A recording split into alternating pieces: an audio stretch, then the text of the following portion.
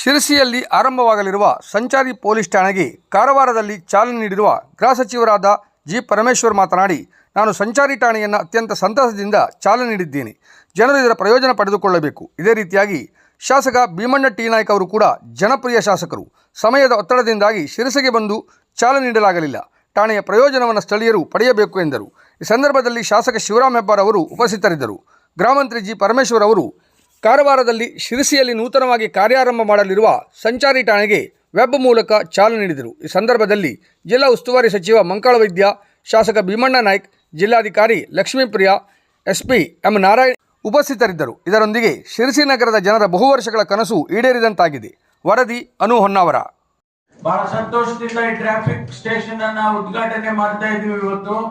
ಇದರ ಉಪಯೋಗ ತಮಗೆಲ್ಲ ಆಗುತ್ತೆ ಅಂತ ಹೇಳಿ ನಾನು ಭಾವಿಸ್ಕೊಳ್ತೇನೆ. ಮತ್ತು ಸ್ಥಳೀಯ ಶಾಸಕರು, ನಿಮ್ಮ ಜನಪ್ರಿಯ ಶಾಸಕರಾದಂತಹ ಭೀಮಣ್ಣ ನಾಯ್ಕ ಅವರು ಬಹಳ ಒತ್ತಾಯ ಮಾಡಿ ಇದನ್ನ ಮಾಡಿಸಿದ್ದಾರೆ. SP ಅವರು ಮತ್ತು IG ಅವರು ಬಹಳ ಶ್ರಮದಿಂದ ಈ ಕೆಲಸ ಆಗಿದೆ. ಬಹಳ ಸಂತೋಷ. ಮತ್ತೊಂದು ಸಾರಿ ನಾನು ಬರ್ತೇನೆ ನಿಮ್ಮೂರಿಗೆ. ಹೊಸದಾಗಿ ಕಟ್ಟಡ ಕೊಡ್ಬೇಕು ಅಂತ ಹೇಳಿ ನಮ್ಮ SP ಅವರು ಹೇಳ್ತಾ ಇದ್ದಾರೆ. ಕಟ್ಟಡಕ್ಕೂ ಕೂಡ ಹಣ ಕೊಡ್ತೇವೆ. ಓಕೆ, ಆಗ್ಲೇ ಈಗ ಒಂದು ವೆಹಿಕಲ್ ಕೂಡ ಬಂದಿದೆ ತಮ್ಗೆ.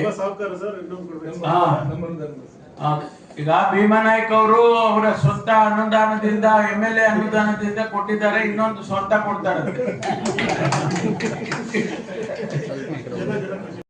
ಗೃಹ ಮಂತ್ರಿಗಳಾಗಿರ್ತಕ್ಕಂಥ ಡಿ ಪರಮೇಶ್ವರ್ ಸಾಹೇಬರು ಕೂಡ ಇವತ್ತು ಕಾರವಾರದಿಂದನೇ ಪ್ರಾರಂಭ ಮಾಡಿ ಅದರ ಉಪಯೋಗವನ್ನ ನಗರದ ಎಲ್ಲ ಜನಗಳು ಕೂಡ ತಗೊಳ್ಬೇಕಂತ ವಿನಂತಿಯನ್ನು ಮಾಡ್ಕೊಳ್ಳಕ್ಕೆ ಬಯಸ್ತೀನಿ. ನಾನು ಇವತ್ತೇನು ಸಾಹೇಬ್ರ ಹಲವಾರು ಕಾರ್ಯಕ್ರಮದ ಒತ್ತಡದಿಂದ ಶಿರ್ಸಿಗೆ ಬರಕ್ ಆಗಿಲ್ಲ. ಅವ್ರ ಮಾತನ್ನೇ ತಾವು ಕೇಳಿದ್ರಿ. ನೀವು ಮುಂದಿನ ದಿನದಲ್ಲಿ ಶಿರ್ಸಿಗೆ ಬಂದು ತಮ್ಮ ಜೊತೆ ನಾನು ಮಾತನಾಡ್ತೀನಿ ಅನ್ನೋ ಮಾತನ್ನ ಹೇಳಿರುವಂತಹದ್ದು. ಹಾಗಾಗಿ ಶಿರ್ಸಿ ನಗರದ ಎಲ್ಲ ಜನರ ಪರವಾಗಿ ಸರ್ಕಾರಕ್ಕೆ ಮತ್ತು ಮಾನ್ಯ ಪರಮೇಶ್ವರ್ ಸಾಹೇಬರು ಕೂಡ ತಮ್ಮೆಲ್ಲರ ಪರವಾಗಿ ಹಾರ್ದಿಕವಾಗಿರ್ತಕ್ಕಂಥ ಧನ್ಯವಾದಗಳನ್ನು ಹೇಳಕ್ಕೆ ಬಯಸ್ತೀನಿ.